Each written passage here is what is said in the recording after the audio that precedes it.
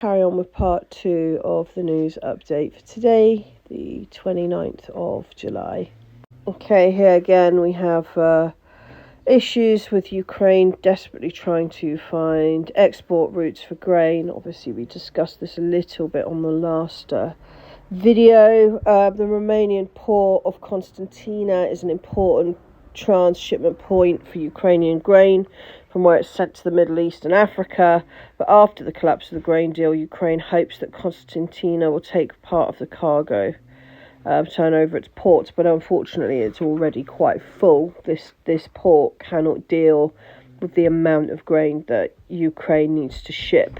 And obviously they're having massive trouble over land because Ukraine has got Soviet infrastructure, and the only other place that's got that's Lithuania. And Lithuania is not being supported to work with Ukraine. So I don't know what's going to happen to all of this grain. They'll probably end up having to sell it to Russia. Sweden can provide the Pentagon with its air bases in north of the country. Sweden's membership into NATO may begin with the deployment of American troops in northern latitudes of the Scandinavian kingdom.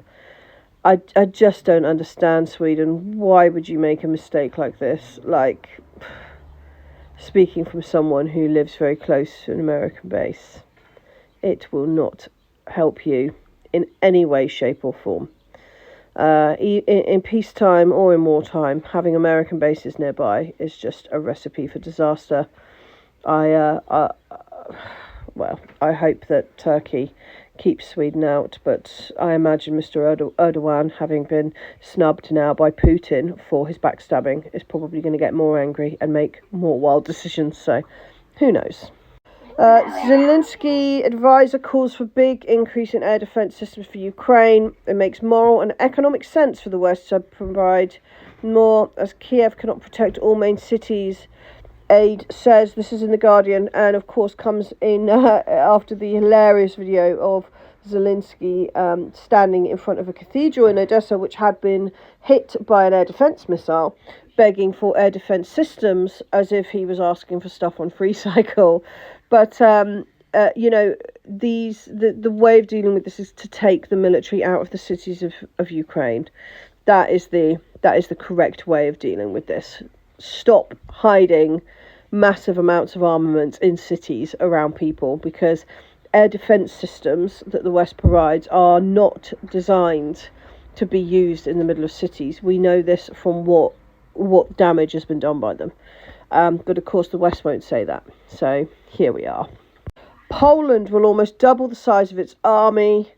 According to the defence minister, I can say today that the Polish army has 172,000 soldiers, so that's an increase on what they had in 2022.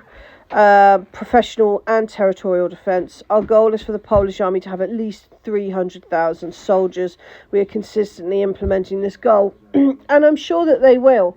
However, what I will say is that the Ukrainian army was a 500-man strong armed force, heavily armed force. Okay, they'd had 9 years of investment from the West, 9 years of building trenches, 9 years of work, and they still lost. And they've still had to mobilise. What are they on, like their 9th mobilisation now? They're pulling, people with mental health problems out of hospitals to go and hold a gun on the front line. It's wild. So this, if Poland manages to get 300,000 men, it's still not going to be enough to beat the Russian army.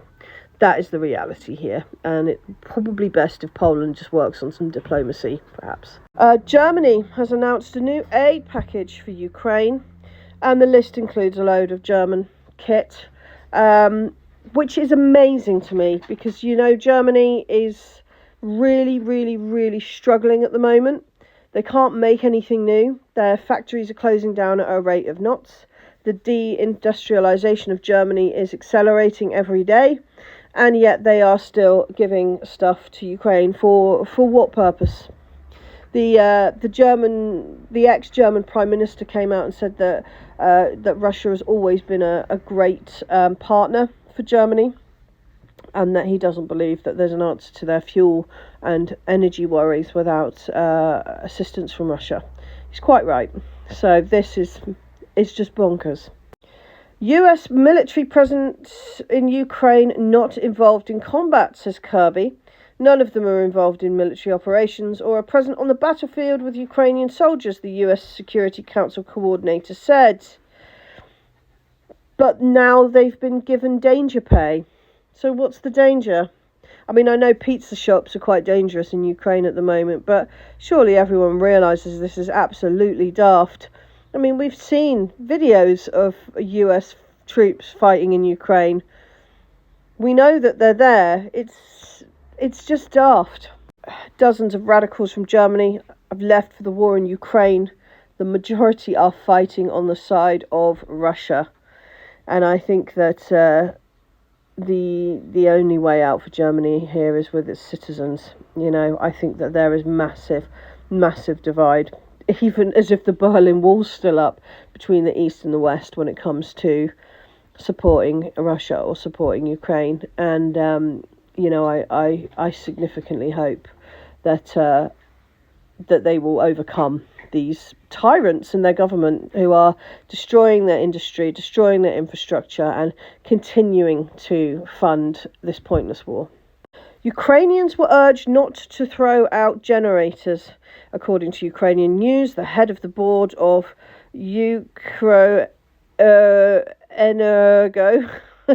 I'm not even going to, Volodymyr, also advised Ukrainians to stock up on additional fuel. Now, I mean, call me daft, but if I had a generator, I wouldn't be getting rid of it. It seems pretty sensible to keep that around, given what's going on. But does this not just show, again, that most Ukrainians are completely unaware, the ones that are left in the West, are completely unaware of the risks to their day-to-day activities if they aren't even keeping hold of generators. It just seems such a bizarre article. Lithuania demands to stop the work of the Belarusian nuclear power plant. Vilnius has sent a note to Minsk. I picture an actual note as if sent in class, demanding not to launch the second power unit. The Lithuanian Ministry of Foreign Affairs claims that Belarus does not comply with environmental standards and requirements. Official Vilnius declares that the approach to nuclear safety in Ostrava is unacceptable.